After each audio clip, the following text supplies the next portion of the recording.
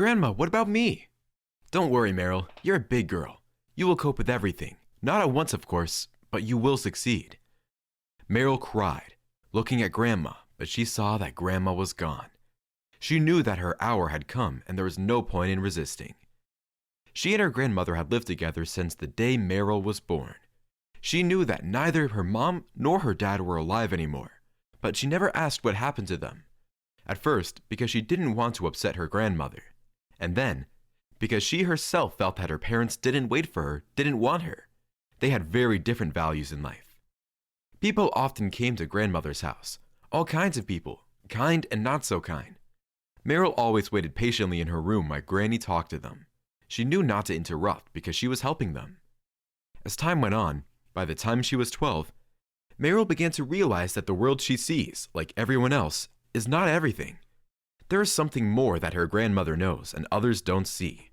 Now, she was beginning to see it too. This terrified Meryl, and she often cried in her room. One day, grandmother saw her doing it.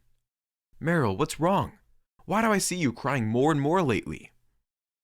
"Grandma, I'm scared." "Why, granddaughter?" And Meryl told her everything.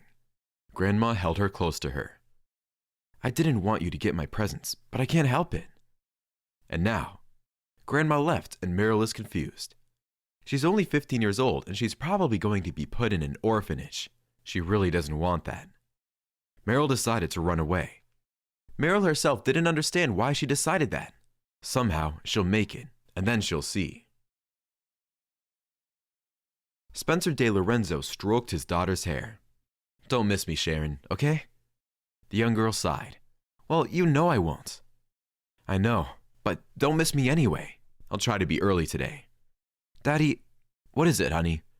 "Can't we find someone else?" "No, you misunderstand me. Not someone to feed me and give me shots, just someone to talk to, not from the agency." Spencer De Lorenzo looked at his daughter. "Tell me more about that. Why do you dislike the woman from the agency so much? If memory serves me right, we've already replaced 6 caregivers." "Dad, they're all so not sincere. They only say what they're supposed to." He kissed his daughter on the top of her head. "Okay, Sharon, I'll try to think of something." On the way to work, the man thought for the upteenth time about how strange life is. 5 years ago, he had a happy family.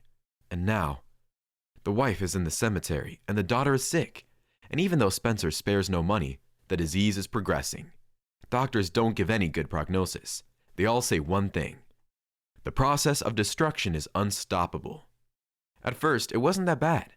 Sharon underwent treatment, and for 3 months, she was like a normal person.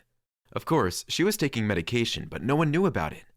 At the same time, the girl began to lose weight catastrophically, then weakened. For a year now, she has barely been able to get up out of bed. Sometimes she just sits with her head on the pillows. More recently, there has been an increase in pain. She saw how hard it was for Sharon and just went crazy because there was nothing he could do to help her. The car pulled smoothly in front of the office. "Spencer De Lorenzo, can I leave this afternoon? My wife is being discharged from the hospital. She gave birth." The driver was looking at him in the mirror. "Really? Well, of course you can. Do you need any money?" "No, thank you very much." "You can leave the keys with Chloe, and you can rest tomorrow." The driver smiled. "Thank you for that." "Who was born?" "A girl.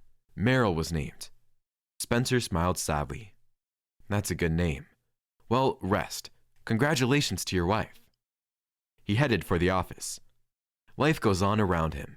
People are getting married, having children, and becoming happy or unhappy.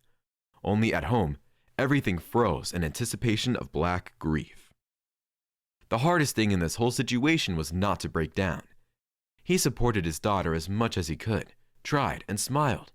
But Sharon is not 5 years old anymore, and she uses the internet very well, so there are no illusions. It was hard for him, but he understood how hard it was for her to be bedridden like that, and to understand that only the end and no hope lay ahead. "Spencer De Lorenzo, there are papers to sign." He stopped, looked at the secretary. "Chloe, tell me, where can I find someone who has agreed to be a companion, a caregiver? Well, not a robot from the agency, but a normal, ordinary person." "Well, Spencer De Lorenzo, you ask a complicated question. I do not know. Some orphan so that she has no problem living in your house permanently, or a person who is no longer interested in anything. Although, no, you cannot. You need a positive for Sharon, not a grief-stricken person. Okay, I'll think. Spencer finished his errands early, as he had promised Sharon. He decided to stop at the store and got some sweets. The caregiver and the doctor would certainly scold him. Sharon was not allowed to eat sweets, but he knew how much she would be happy. Leaving the store, he noticed the lonely figure of a girl. Something attracted him. Whether with hope in her eyes or with the fact that she was standing, no one approached her, though it was clear that she was going through a bad time now. Spencer De Lorenzo stepped toward her. "Excuse me, do you need help?" The girl was frightened at first, but then she smiled.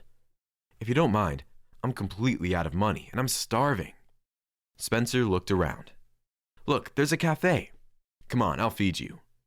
As they walked, he kept thinking, how old is she?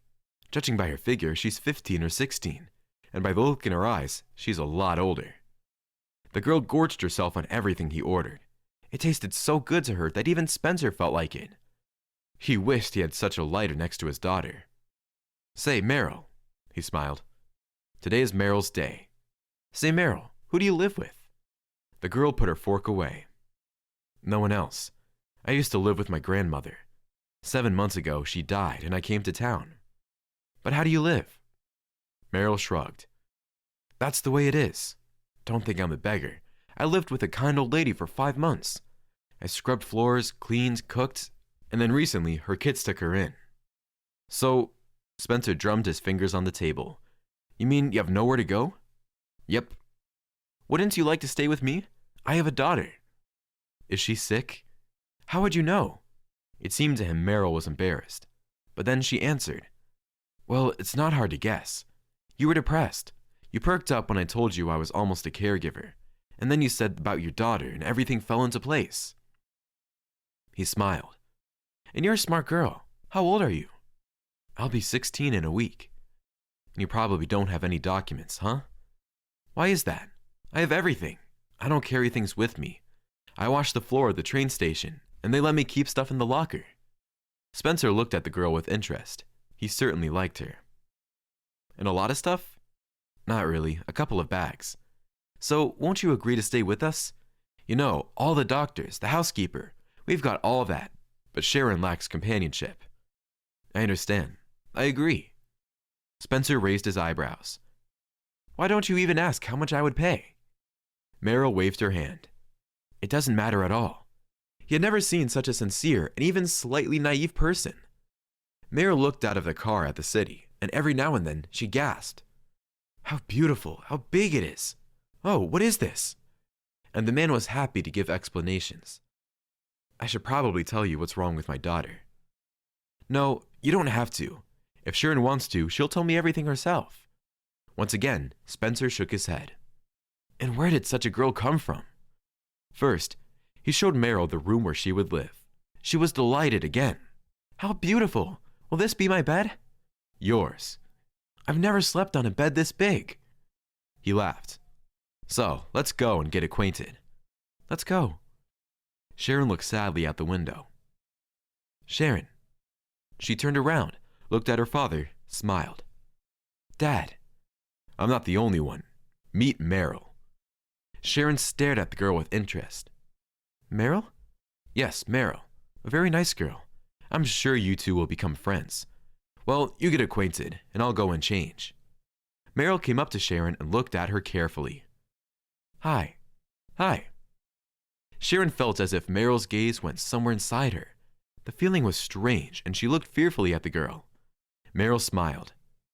"Don't be afraid. Everything will be fine." Gradually, the stiffness went away and they got to talking. When Spencer entered the room, Sharon was laughing. He froze. His daughter's laughter hadn't been heard in this house in years. Turns out Meryl was telling her a story about a magpie stealing everything shiny from Grandma, and Grandma started drinking special decoctions of herbs from memory because she thought she just forgot where she put it. "So, how are you guys doing?" Sharon turned to him. "Good, Dad." Spencer said dinner was ready in an hour. He was ready to get a rejection from his daughter, as he usually did. But Sharon said, "Dad, I'm so bored here. Can I be moved to the dining room? I want to eat there." He almost fainted. "Sure, I'll go get a wheelchair. They had bought a wheelchair long ago, but Sharon flatly refused to sit in it. Spencer went out of the room, met the housekeeper. Serve for 3. She looked at him surprised, then smiled and rushed to carry out the errand. Sharon ate some, but she ate it nonetheless. It was strange, unusual, and Spencer once again thought that such things can happen, that doctors can be wrong. But the inner voice nastily suggested that doctors of 3 countries cannot be wrong. In the evening before going to bed, Meryl noticed that Sharon was curled up in pain. Please, call my dad to give me an injection. Meryl went over to Sharon and put her hand on her head. Sharon felt the pain go away. This had never happened before. She wanted to ask how Meryl was doing it, but she didn't have time. She fell asleep. Meryl quietly closed the door behind her and saw the housekeeper rushing in with the painkillers. No need, Sharon is asleep. How is she asleep? She can't sleep without... The woman looked into the room. She is asleep. It's a miracle, isn't it? It had only been 2 weeks, and Sharon was unrecognizable. Spencer was afraid to even think about the fact that his daughter had some unknown improvements. He saw that Meryl was taking her out for a walk in the garden and didn't understand what was going on. No, of course he was happy, but somehow he was afraid. What if this condition before the deterioration? One evening, the housekeeper came by to see him. Spencer De Lorenzo, where did you get this girl, Meryl? You won't believe it, on the street. What's wrong with her? I don't know, everything seems right, but I don't even know how to say it. She knows everything, you know? She knows that it's going to rain in 5 minutes, that my grandson has angina all the time. Told me what to do, and the sore throat that we're always struggling with went away in 2 days. And Sharon, are you saying that Meryl is like a witch? No, I'm not. I don't believe in such nonsense, but I don't understand it. He laughed to himself, of course, but he thought that Meryl did have a strange, penetrating look. In the morning, he was getting ready for work. Meryl came out of his room. You can't drive today. Let the driver go. Take the subway. Meryl, please. Spencer himself did not understand why he listened, and when he arrived at work, he heard on the news that just underway, there had been a terrible accident with many cars badly damaged, and it happened exactly at the time he was supposed to drive through it. The driver called him immediately, thanked him for a long time, and almost cried. Spencer immediately turned around and drove home. He got to say thank you to Meryl and finally asked who she was. He walked in quietly, voices coming from somewhere in the room. Spencer tiptoed over there, and when he got to the open door, he froze. Meryl was scolding Sharon. Stand up. I can't. Who told you that? Show me that person. But I'm sick. But you're not dead. Give me your hand. Spencer froze because his daughter took 1 foot off the footrest, then the other, and then she stood up, though she wobbled, and he could hardly restrain himself from rushing to the rescue. But Meryl had already put her shoulder to Sharon. You said you couldn't do it. You're a liar, Sharon. And Sharon burst out laughing. I am a liar. I am standing. I am walking. Spencer stepped back quietly. Let this Meryl be anything, even a devil. But if she set his daughter on her feet, he would pray for her all her life.